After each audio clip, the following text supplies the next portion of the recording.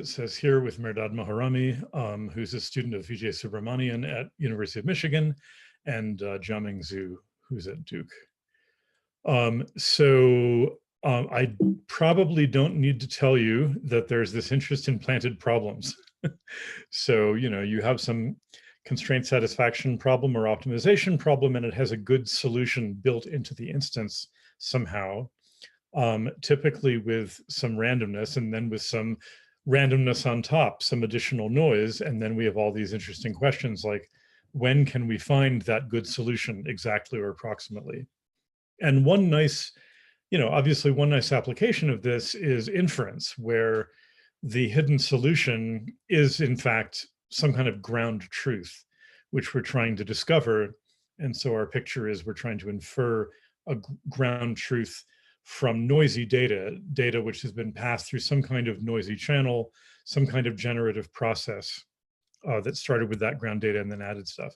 One of my favorite applications of this is community detection and networks, but I won't be talking about that. I just wanted to have you have some color on the screen briefly. And then, as you know, if you've been hanging out here this semester, there are information theoretical barriers beyond which the data just doesn't carry enough information for you to solve this problem. And then there are computational barriers where the problem is information theoretically possible, but it might be computationally intractable. And physics has been a nice source of conjectures and occasionally proof ideas or even algorithmic ideas in this field. So here is a figure from a PNAS paper from 10 years ago. Here's the idea. I have a video of a flock of birds or a bunch of bacteria swimming around under a microscope. And let's just focus on 2 frames of this video. I want to match the objects in one frame to the objects in the next frame, so that over the course of many frames, I can really track their trajectories moving through time. And but of course, these are frames, they're snapshots. So one reasonable thing to do would be to assume some prior about how much displacement you would see from in a given one of these objects from one frame to the next, and then do some kind of minimum matching or maximum likelihood matching. So that was their motivation. Now they were interested in a kind of, obviously, a spatial version of this problem. I'm actually going to be looking at an even simpler version of this problem, but which I think is still very interesting. So we're going to have a complete weighted bipartite graph with n vertices on either side. There is going to be a hidden or planted perfect matching M. Those are the red edges. Of course, what I'm actually going to do is scramble up the vertices randomly. They won't, they won't be the edges going straight across. And then each edge in this network will have some randomly chosen weight. But the point is that the planted edges will have their weights chosen from a different distribution P than the unplanted edges, whose distribution will be called Q. And as you can imagine, we're going to make the planted edges significantly lighter so that they're fairly likely to show up in the minimum weight matching. Actually, let me say something better in a moment. But so I show you this weighted bipartite graph, and I challenge you, recover the minimum matching. Recover the planted matching exactly or approximately. So I'm going to focus on the case where both of these distributions are exponential. Excuse me. I used to parameterize exponential distributions in terms of their expectation, but I've fallen in with a bad crowd who does it by their rate. So the planted edges will be exponential with rate lambda, which means their mean is 1 over lambda. And the unplanted edges will be exponential with rate 1 over n, which means their mean is n. So lambda is going to be some constant, order 1. So why is this the right scaling to look for a phase transition? Well, as you can see, if the unplanted edges, of which each vertex has n minus 1, are exponential with mean n, then the lightest one will be exponential with mean about 1. So this scaling, where the planted edges have mean order 1 and the unplanted edges have mean n, is where the planted edges start to compete with the lightest unplanted edges. Now, with these exponentials, and this is what I should have said before, with these exponentials, the minimum weight matching is in fact also the maximum likelihood estimate of the planted matching, because you take the log likelihoods and, well, they were exponential before, and you see it, hopefully. If I had some other distribution, this would not be quite true. So here the weights themselves are linear related to the log likelihood. So our question now is, in this ensemble of random instances, how much does the minimum weight matching M hat have in common with the planted matching M? And I'm going to show you that there's a phase transition in this parameter lambda and give you some exact results on both sides of that phase transition. So here's our theorem. The overlap, which is the expected overlap, the expected fraction of edges that the planted matching and minimum matching have in common, is this thing on the right. If lambda is bigger than 4, which means, again, that the mean weight of the planted edges is less than 1/4, this tends to 1. In other words, you get almost perfect recovery. The minimum weight matching is almost identical to the planted one. When lambda is less than 4, we have a function of lambda, which is given by this integral, which has to do with these 4 functions, which are the solution to this system of ordinary differential equations, with these boundary conditions on the bottom. Who ordered that? Where the heck did this come from? So that's what I'm going to show you. This is not, whether you call this an explicit solution is kind of a matter of taste. We don't know how to solve this system of differential equations in closed form, but of course we can integrate it numerically and compute this function to any precision we like. So in my book, this is explicit enough. All right, so here is a graph of this function, this overlap, again, the expected fraction of edges they have in common. And here are the results, the means of a bunch of experiments.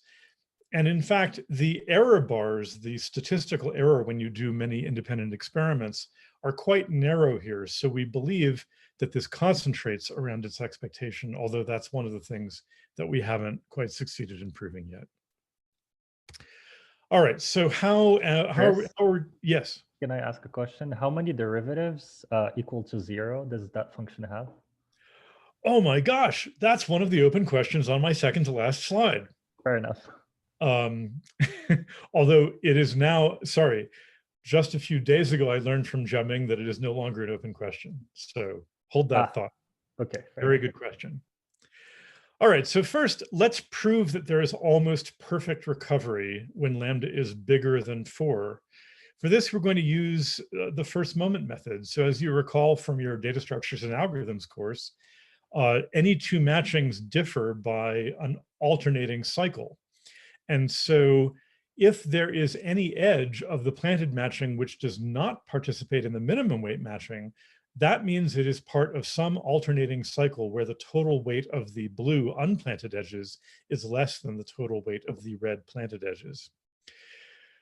Well, both of these weights, the sum of the red weights and the sum of the blue weights, are respectively the sum of several L, if this whole thing has length 2L, the sum of L independent exponential variables.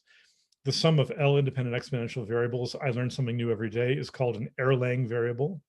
I mentioned when I gave this talk last time that I hadn't heard of Erlang, and this was kind of sad for David Gomarnik, who has a plaque on his office wall for having received the Erlang award. So I know Erlang is a very important person. I just hadn't heard of him before working on this problem. Anyway, it's pretty easy by computing the moment generating function to get a Chernoff style bound, a tail bound on the probability that one of these Erlangs is bigger than the other Erlang.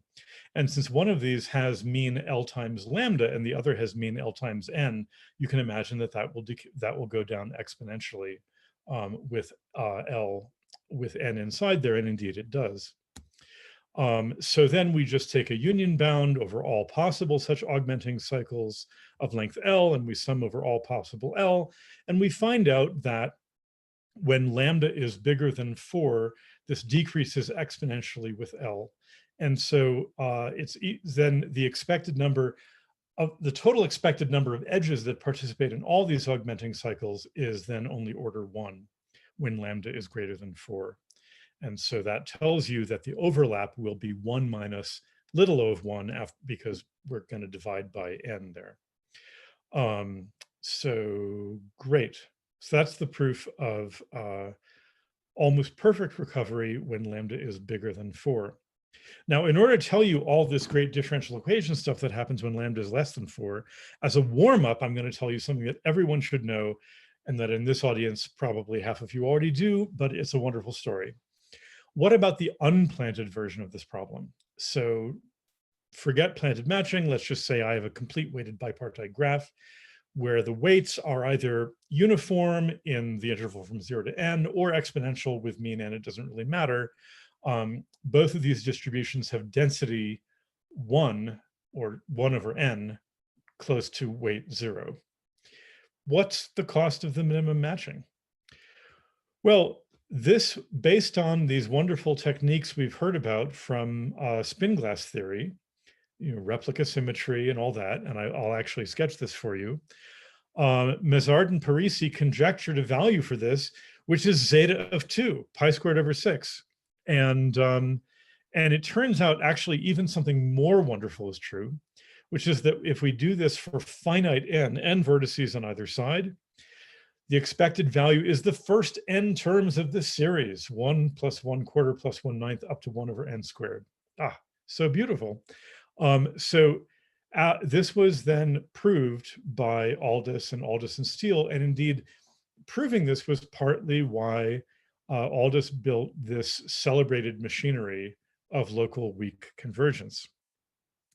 So how does this, well, kind of both the physics version and Aldous's rigorous version, follow the same theme? We're going to model this graph as a tree. So there'll be a root here, which is that null symbol. It's going to have a countably infinite number of children starting, labeled 1, 2, 3, 4. Each of them have a countably infinite number and so on. Now, you might say, wait a second, it's one thing to say that a sparse Erdős-Rényi graph or whatever is locally tree-like. This is a complete bipartite graph. It's not locally tree-like at all. Well, yes, but you can show that with high probability, only the lightest edges incident to each vertex will participate in the minimum weight matching. And so when you count those, it's more like a degree log n graph than a degree n graph. And in that case, it is with high probability locally tree-like. So now we're going to do, again, I need you to go back to your undergraduate algorithms and data structures class. We're going to do this kind of classic dynamic programming approach to computing the minimum weight matching on this infinite tree. And this really is a kind of message passing algorithm, even though no one told us this when we took that undergraduate course. So I'm going to define a random variable for each one of the children of this root node. For a child v, I'll call it x sub v. And it will be the cost of matching the root node with v. And as opposed to matching the root node with none of its children, one way to say that is that the root node will actually be matched with its parent farther up the tree, in which case, why did I call it the root? But you know what I mean. The other way to say this is that it's the difference in the cost of the minimum matching on the subtree starting at v versus the subtree starting consisting of its children but not v. Okay, so if we have these randomly chosen weights, which I've called those zetas, zeta 1, zeta 2, zeta 3, then by matching the root with child number 2 there, it costs me the weight of that edge, zeta 2.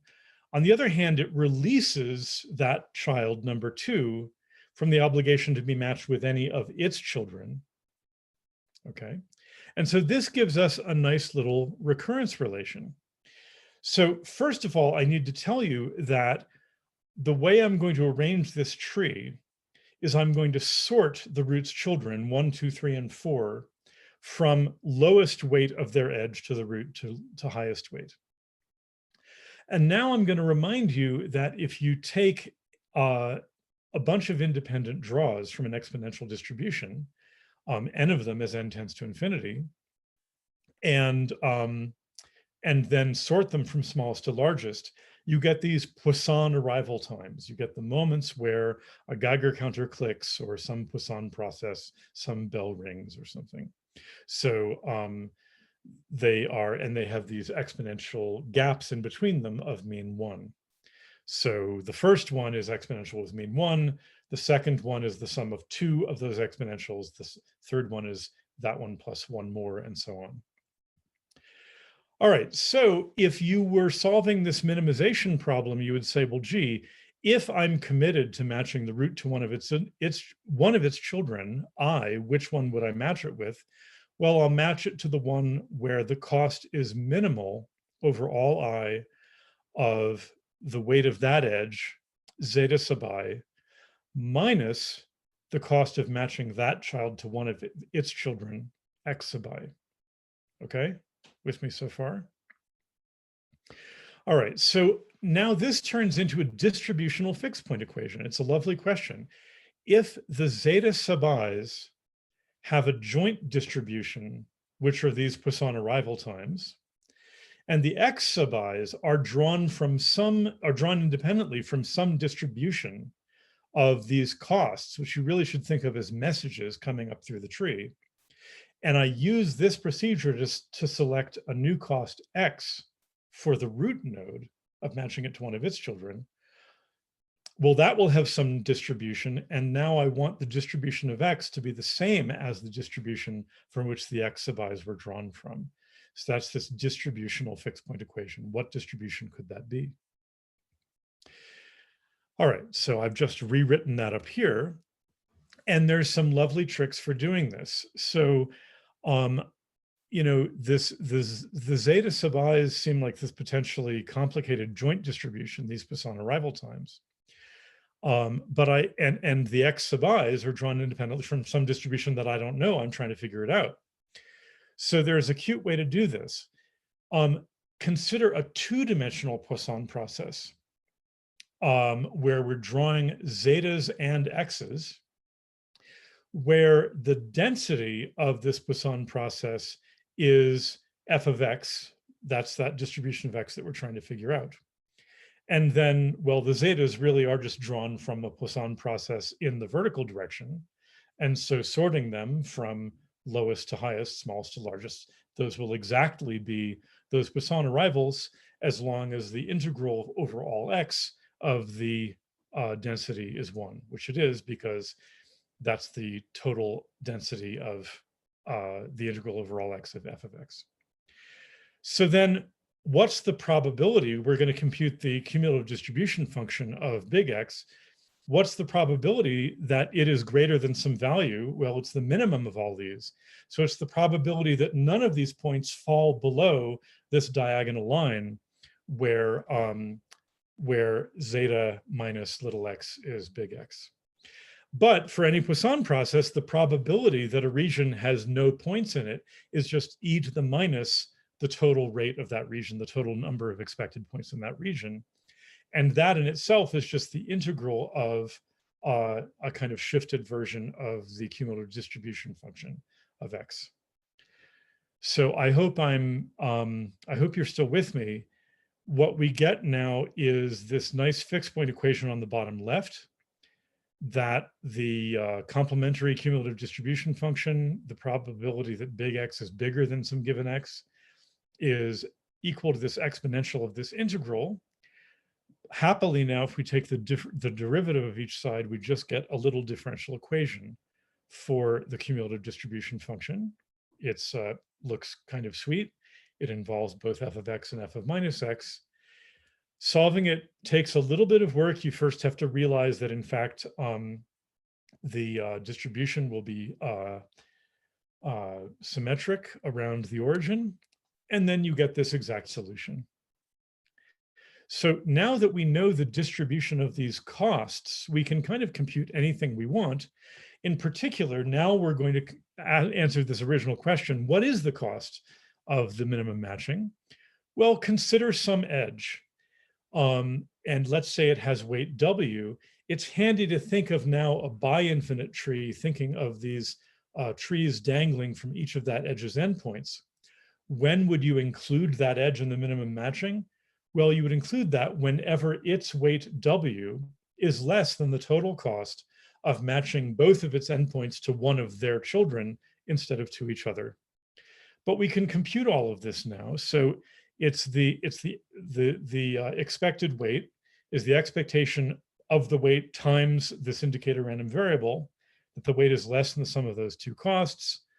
You do an integral, you do some simplifications. It turns out to have to do with the variance of the distribution, and you get pi squared over 6. Okay, good. So in a sense, this was the physics proof, because I didn't do the rigorous stuff about why is it okay to model this process with the infinite tree and so on. I will briefly address that at the end. So basically what we wanted to do was now do all of this again, but with two kinds of edges. And so the physics part of it is simply a more elaborate version of the physics part of the unplanted version. So now the root, let's say its planted partner is one of its children. We'll call it child 0. And we'll call the weight of its planted edge eta. So that's drawn from the distribution of planted weights, exponential with mean lambda, 1 over lambda. And then we'll take all the unplanted neighbors of the root and again sort them from smallest to largest weights. Those will again be the zeta 1, zeta 2, zeta 3, and so on. Now, we have roughly the same kind of recurrence we had before, but it's a little bit fancier because now, well, what's the cost of matching the root with one of its children? Well, it depends on whether we match it with its planted child or one of its unplanted children. But we also have two types of nodes in this tree because, for instance, the planted child of the root, its planted partner doesn't lead to one of its children, it leads to its parent, the root. So now we have two distributions of messages, one distribution coming up from the nodes whose planted partner is one of their children, and the other coming up from those where all of their children are their unplanted partners because their planted partner is their parent. As you can tell, I had to practice this several times to say it without tripping over the P's. Okay, so we now have a kind of coupled pair of these distributional fixed point equations for these two different distributions. And you can kind of see what's going on. We're taking the minimum both over all I for the planted children and when your planted partner is their child 0 over that weight. Okay, so you can see what's going on.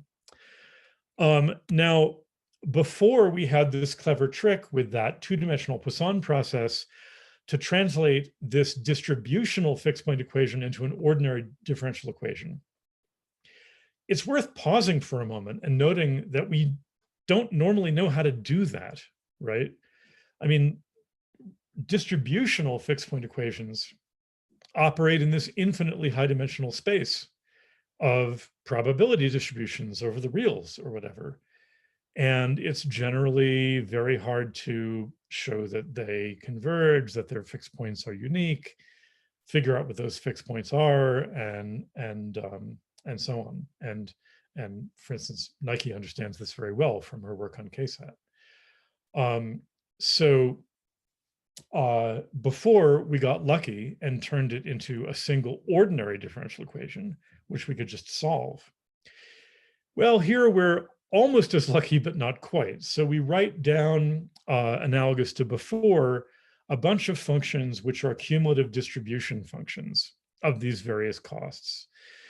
So one of them is, the probability that the cost of matching with your best unplanted child is less than blah. Then there's a reflected version of it. Then we found it useful to define another one, which is that convolved with the distribution of planted weights, eta, and so on and so forth. And then we were able to translate the recursive distributional equation into a system of 4 ordinary differential equations, which are coupled with each other. I want to mention that the first 2 of these are kind of generic.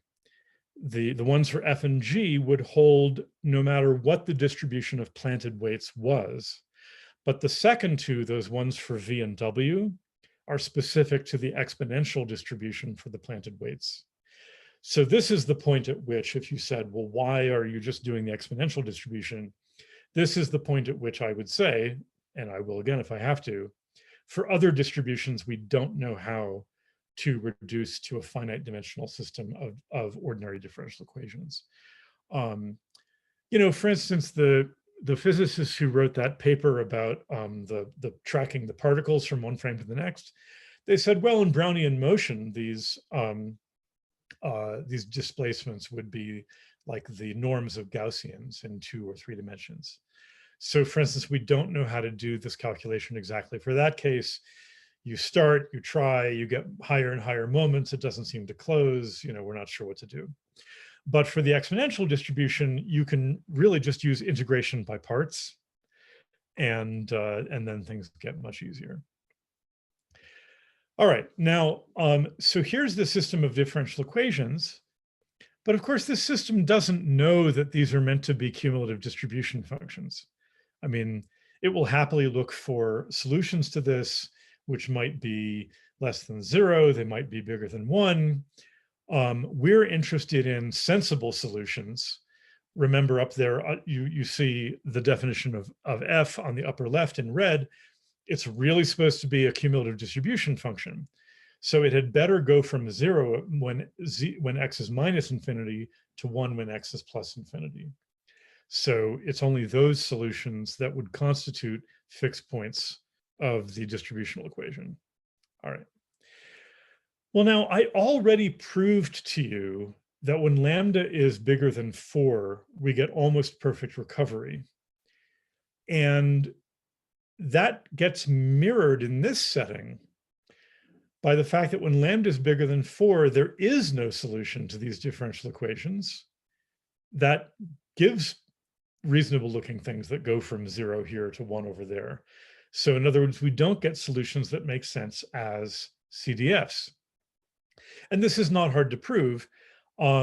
What you end up thinking about is, okay, well, I know it's supposed to happen when x is minus infinity and when x is plus infinity, but I have to choose a so-called initial condition when x is 0.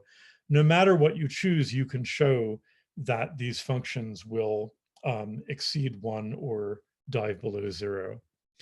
So I'm going to skip this proof. There's a little conservation law, which is handy, which reduces the system from four independent functions to 3. So the proof is not very hard. Anyways, there's no solution when lambda is bigger than 4. Now, one of our open questions is, well, geez, suppose we didn't feel like doing that first moment argument I showed you before, where we actually counted the expected number of augmenting cycles. It seems like this ought to be a proof of almost perfect recovery, because what's going on here is that if you started with any initial distribution of these costs and iterated the recursion, you would find that the cost of using an unplanted edge goes off to infinity. Okay, so there's no stable distribution that lives on the reals. So this should be some alternate way to prove that, but we are not sure how to make that fly. But I think it's very nice that combinatorial fact about almost perfect recovery, because there are very few augmenting cycles with high probability, gets mirrored in this continuous dynamical setting here by the solutions flying outside the unit interval. Good. Well, now what about when lambda is less than 4 where we had that theorem, which you can see I'm working toward. Well, again, we reduced to the three-dimensional system using that conservation law. The details don't really matter. The point is that it turns out there is a unique initial condition, a unique setting of one of these functions at x equal to 0, such that this will tend to 1 as x goes to infinity, which is what a cumulative distribution function ought to do, and also to 0 as x goes to minus infinity. And the reason it's unique is very sweet. It's really because the point at infinity we're trying to arrive at is, dynamically speaking, a saddle point. So it's this point at x goes to infinity where these CDFs are tending to 1, and the kind of reflected, the complementary CDFs are tending to 0. If your initial condition at x equals 0 is just a bit too high, you miss the saddle point and zoom off to plus infinity. If it's a bit too low, you dive down below 0. And in neither case do you have a sensible CDF. It's only this unique fixed point where you will ride in along what dynamical systems people call the unstable manifold, and come in along that, ridge of the saddle and converge to it, as opposed to falling off the ridge to one side or the other. So I just, I really like when continuous math helps us solve discrete probabilistic math. So anyway, good. Here is the results of a numerical experiment where we do this type of numerics called population dynamics, where you have a bag of 1,000,000 numbers that are supposed to be drawn from this distribution, and you repeatedly draw them out of the bag and do the recurrence and put them back in. It does seem to converge quite cleanly to our predictions. You should always confirm your theorem with an experiment. Good. So finally, just as before we computed the weight, which we can also compute here, let's compute the overlap. Consider a particular edge, a red edge, a planted edge. It has a random weight eta. We will include it in the minimum weight matching if eta is less than, as before, the sum of the costs of matching its endpoints to one of their children. The total probability this happens is, again, just an integral, but we can do this integral because we have these functions, or actually we can't actually do it, but we can write it down. And finally, at that bottom line there, we get the thing I put in my theorem. Okay. So that's kind of the analytic physicsy part of the proof. Now, I want to briefly try to explain the rigorous part of the proof. How does this, what license do we have to model this this large but finite randomly weighted bipartite graph with this infinite tree? This is quite subtle, and as you can imagine, this is why our paper has a 40-page appendix. And frankly, much of this is almost a rewrite of Aldous and Steele. These are papers that we found challenging to read and comprehend, but they're beautiful, but it's very subtle stuff. And it also changed a lot, sort of in the style of exposition, as Aldous went through this and streamlined certain parts of it. So I'm just going to say a little bit about this. One thing to realize is that if you just laid out this infinite weighted tree, if you took too literally the idea of finding the minimum matching, you would say, oh, well, I know how to do that. It's just, it's going to be, for instance, what would happen if I used a greedy algorithm? I'll take the root, match it with its lightest edge to one of its children, and then iterate. Well, this isn't what we want, actually. The reason is that the finite graphs that we're modeling, the problem has a great deal of symmetry. If I take any vertex, there is an element of the automorphism group where I swap that vertex with any other vertex that you choose to call the root. And obviously nothing happens to the joint distribution of all the weights. We have to be a little bit careful on the planted thing to match red edges to red edges and blue edges to blue edges, but that's not that hard. In particular, if you're swapping the root with its planted partner, well, well, then you really do swap it so that red edge stays red, and so on. You can see what to do. So as a result, we are only interested in distributions of matchings on the infinite tree, or actually joint distributions of weights and matchings, which have this spatial invariance or involution invariance.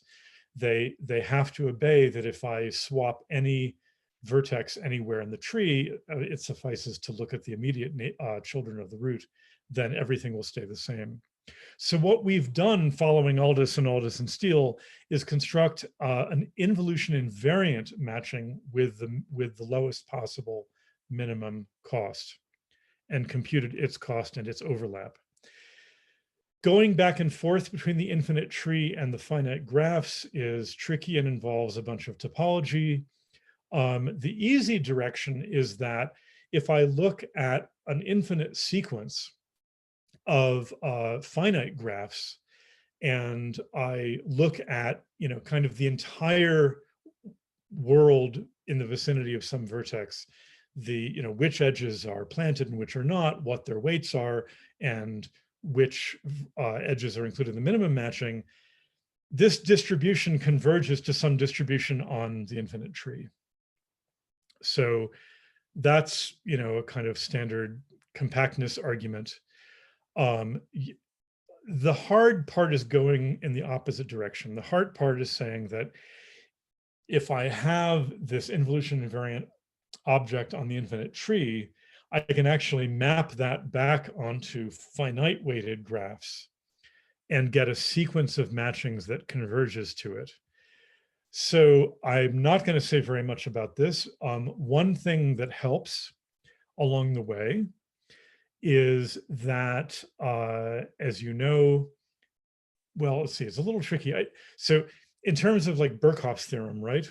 I mean, any doubly stochastic matrix we can think of as a probability distribution over permutation matrices. So if you like, you can think in terms of fractional matchings, where I compute for each vertex the marginal probability that it's matched to each of its neighbors. And then in this matrix, the rows have to sum to 1, and so do the columns, and so on. If we could actually compute those marginals, what we actually do is compute this on larger and larger sequences of larger and larger neighborhoods in the infinite tree. The probabilities don't quite sum to 1 because we're also not looking at all of the children of the root vertex, only some number of them. Anyway, so we get an almost stochastic matrix which can get translated back to an almost perfect matching on the finite bipartite graphs, and then we reuse essentially a lemma of Aldous that says you can then fix a small number of edges, and we have to be careful. And Mézard, by the way, did a lot of work on this. Anyway, then there's this cool uniqueness property that any invariant matching on the infinite tree that differs from the matching we found has strictly greater expected cost. This is interesting, and it involves some arguments that seem very special to the matching problem. The first step, which is not special to the matching problem, is to say, oh, well, if both of these are spatially invariant, then if they differ anywhere, then they differ with positive probability at the root, because wherever they differ, we could swap that with the root. Then you look there and you use some special purpose arguments, again, following Aldous, that says, oh, well, that means that if it differs at the root, you're often choosing the wrong partner, not the partner that the kind of dynamic programming message passing algorithm told you to do. And, but the right partner is given by our differential equations, and the wrong partner has strictly greater cost, and so you're going to have strictly greater expected cost. So when you put all this together, and I do think, by the way, if you've been wanting to learn about this, you could do worse than read our appendix, because we did try to digest these papers by Aldous and kind of explain the things that we had trouble with. So anyway, finally, the limiting overlap and cost. of in expectation on the finite graph converges to that on the infinite tree. Alrighty. Here are some open questions. One is Ahmed's question. What is the order of this phase transition? You know, the giant component is in random graphs is continuous, but its first derivative is discontinuous.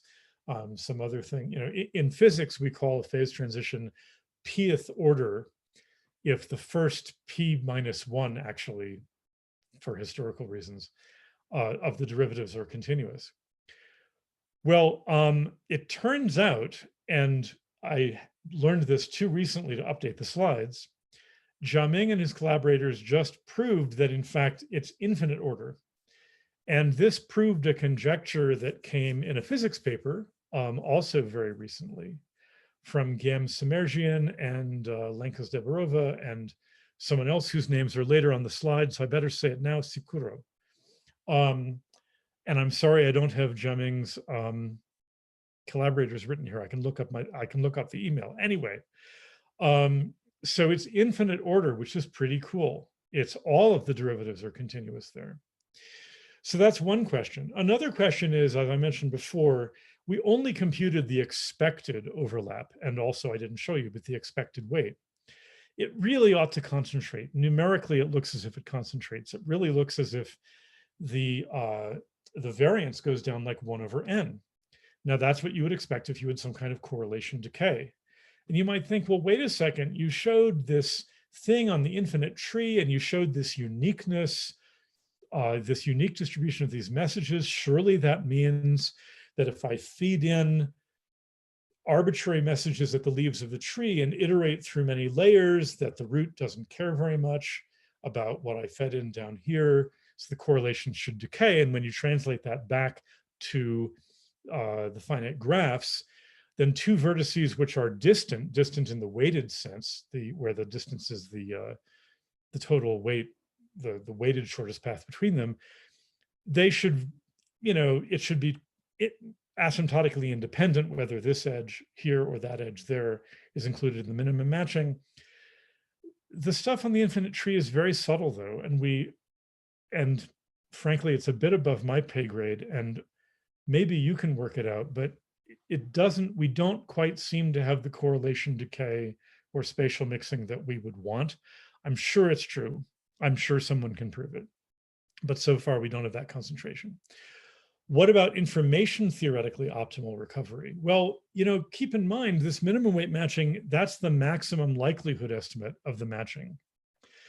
But what you actually want to do to maximize the overlap is compute the marginal probability that each edge is one of the planted edges, and then take the n most likely edges in that marginal sense. That is the estimator which would maximize the overlap, okay? It's this old, you know, it's this question, do I pay you $1 million if you get the planted matching completely right and nothing if you get any edges wrong? If that's the game we're playing, you should use the maximum likelihood estimator. But if I'm going to pay you $1 for each planted edge that you correctly identify, instead you should compute those marginals. So that would be some kind of message passing at non-zero temperature, right? So rather than doing that minimizing over all of these things, you would do something more Bayesian. You would literally be doing like Gibbs sampling. We don't know how to analyze that. I don't think we've completely exhausted our efforts, but for instance, I have no idea how to write down a set of ordinary differential equations for that recursive distributional equation. I'm not saying it's impossible. We haven't done it yet. And then finally, as I mentioned, we have distributions other than exponential. It's hard for them to collapse to ordinary differential equations in that case. There is a nice bound on message passing, which Jiaming found, and that bound was given by Guillaume and, I'm sorry, I don't know the first name, Sikuro and Lenka Zdebarova. And then Jiaming observed that it matches the first moment bound gotten from augmenting cycles. And of course, you could really, if you want, you could really consider the spatial version of this, which was that particle tracking version originally. You know, and I think there are a lot of things you could plant in a weighted graph. You could plant a spanning tree. and then where the edges of the planted spanning tree are lighter typically than the other edges, and ask to what extent is the minimum weight spanning tree or the most, or the the minimum weight spanning tree would again be some kind of MLE if the weights were exponential and so on. And what about traveling salespeople paths and so on? And this also gets into a lot of the work that a number of great people have worked on noisy graph isomorphism. All right. Oh yeah, you should buy this book. Okay, thank you very much for inviting me to speak. Okay, thanks so much, Cris, for the lecture. While other people might be thinking of questions, I guess I just have a quick one about the posterior marginals. Do you know how to, if you had them, would you be able to round them to a true matching? Excellent question. So you're absolutely right that if I compute the marginals on the edges and I take the top n, this might not even be a matching. And at this point, I think you sort of have to, let's see. So your question is, what if you want among all matchings, so you want an estimator supported on matchings which, subject to that constraint, maximizes the overlap, I guess. Yeah, or do you have a sense that if you took the best n edges, is that close to a matching, or? Okay, geez, when I was at Microsoft and edge jamming and I talked about this, I am embarrassed to say I don't know, but I don't think it is a matching in general. It is probably close to one, yes. I mean, oh, hey, Jemming's on the call. Yeah, so Cris, if you don't mind, I can actually jump in and then, yeah. Yes, please. Okay, so remember, so tell us, if we take the n edges with the largest marginal probability? Yeah, so I think, okay, so if you take n edges with the largest probability, this may not be matching, but you can do projection in the sense that find the closest matching to this n particular edges in terms of Hamming distance. So that one, I think, will also get a pretty good overlap. So do we know that it is close enough to a matching so that not very much will happen to the overlap when we do that? Yeah, so I think if you do that, you will probably lose a factor of 2 in terms of optimal overlap. Oh, yes, I'm sorry. I do remember working this out with you now. Yes, what he said. Yeah, and then another way is this at most doubles the error. It at most doubles the number of planted edges that we miss. Yeah, like another way is actually just directly sample from the posterior distribution. So you draw a random sample from the posterior, so that will be a matching by definition. So that one also achieved the optimal overlap up to a factor of 2. So it's like, yeah. So like in terms of, for example, if you want to show the optimal overlap is sorry, okay, yeah, wait, sorry, why do you lose a factor? 1 minus the optimal overlap by a factor 2, sorry. Why do you lose a factor 2 if you sample from the posterior? Yeah, so I think there's a little bit of, okay, so I want to correct myself. So in terms of error, not in terms of optimal overlap. So minus 1 minus optimal overlap. So in terms of that quantity, if you do posterior sampling, that will be up to like a factor of 2 at most. Yeah, comparing to if you do marginal posterior, like. Right, so the in terms of maximizing the overlap, minimizing the Hamming distance, if you will, between my estimated list of n edges and the planted matching, with that loss function, the optimal estimator is not in general a matching, which is kind of charming. But if you restrict to matchings, you can get an estimator which at most has twice the Hamming distance from the planted matching. Are there other questions?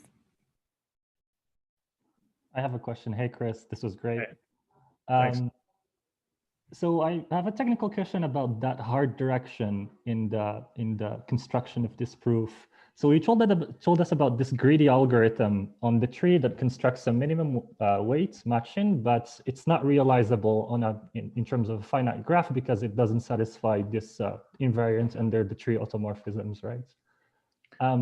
Right. So, I mean, exactly. Its lack of invariance means it doesn't map back to a joint distribution on the finite graphs. so now you're going to have to think about what kind of constraints you have to add to this infinite in this minimum matching in the infinite tree, such that you can map it back to a finite graph. And it seems like you only need it to be invariant under the tree automorphisms in order to map it back, right? Am I right in saying this? Yes, and the tree automorphisms are generated by swaps between the root and its children. Ah, I see. So Okay. it suffices to think about. I mean, this is all very cavity method stuff, right? So it suffices to think about an edge coming out of the root, what cost would be transmitted there, produced by all the root's other children, and then the iteration, versus what would be coming up along that same edge. I see. So along every edge, the distribution of messages has to be the same. And then because these are two disjoint trees, they're independent. And Jiaming, do you want to add anything to this, or? Yeah, so I actually don't have much to say, but I think there's for this hard direction, another difficulty is that I think, as Cris mentioned, so from this infinite tree, we can only get the probability for a particular edge to be in this optimal matching, and then that one is a fraction number. We somehow want to map it back to a valid matching in a finite graph. So then for every edge, yeah, so somehow then you have this matrix, NBI matrix, somehow it doesn't really exactly satisfy this doubly stochastic constraint. So that's why I think we kind of run into this. We want to first construct this almost perfect matching, you allow a little bit of epsilon, a wiggle room. And then from this, for this almost perfect matching, you can show the optimal cost is pretty much the same as the optimal matching in the tree. And then since you only need to change a little bit of epsilon fraction, so you can turn this into the valid matching, and this won't change too much about the total cost in the end. So that's, although I'll just say that, I mean, I got very attached to this picture of fractional matchings because, of course, since the fractional matchings live in a polytope and it's convex and the vertices are the genuine matchings, if you can show that a fractional matching has a certain cost, there's always some vertex of the polytope of genuine matching with that cost or less. I got very attracted to this picture of things, but then there's a passage in Aldous and Steele that says, well, actually, if you look at any edge in the infinite tree and look at larger and larger neighborhoods around that, the probability that this edge is included in the minimum involution invariant matching tends to 0 or 1, that it doesn't, for instance, tend to 1/2. But if that's true, then why don't we have spatial mixing? I mean, you just told me that the minimum matching is essentially a deterministic object where you're more and more certain about it as you look at larger and larger neighborhoods. And I'm still confused about this. And one of the subtleties is that which edges are included in the minimum matching is a function of the messages, but you could conceivably have different sets of messages flowing around on the tree, but which agree on the matching, because the matching, again, just has to do with this inequality on the messages. And I am still confused on this point. There are stronger properties that people have shown for some recursive distributional equations on trees, like endogeny. And there's this work of, is it Bandyopadhyay? Do I have that right? But we looked at those papers and felt that they would be too hard to extend those to the planted case. So as you can see, there's a lot of subtleties here about how unique the object is on the infinite tree and what thing exactly is unique and whether the distant things matter or not. And yeah, it almost makes me want to go back to physics. Yeah, thanks very much. Thanks a lot. Okay, any other questions?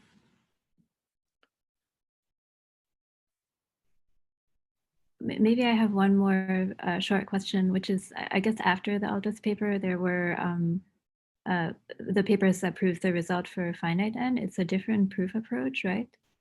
It's very different. And it's a sweet little inductive proof. And it only gives the, oh, sorry, I take that back. I believe it can be used to give the expectation, but also the variance. But this and you don't expect something like that to work in the planted setting? That is a great question. We looked at it and it didn't seem like we could make it fly in the planted setting. Also, frankly, I mean, I think I got excited about working with Jiaming and Mézard on this problem, partly because I had wanted for years to learn Aldous's proof of the pi²/6 result. So that's, you know, that's the direction we headed in, but it's conceivable. I think even in the unplanted case, the Aldous version covers more distributions, right? Yes. Uh-huh. Yeah, and I mean, and Aldous and Steele, they simultaneously cover the unplanted versions of planted, you know, other things like spanning trees and k-factors, or, you know, Hamiltonian paths. Mhm. I mean, there's a lot of beautiful subtleties here. I'll just mention one, which I learned, and again, I'm glad Jiaming is here because all of this came out from conversations with him. I mean, what kind of object on the infinite tree would correspond to a Hamiltonian path, for instance, on a finite graph? Well, when you think about it, it's this beautiful thing where every vertex in the infinite tree has two paths that lead out to infinity, right? So it's out at infinity that they all join up to form a cycle. Similarly, for a spanning tree, what should that be? Well, it should be some kind of forest on the infinite tree, because, well, the only spanning tree of the infinite tree would be the whole thing. And that's obviously not what you meant.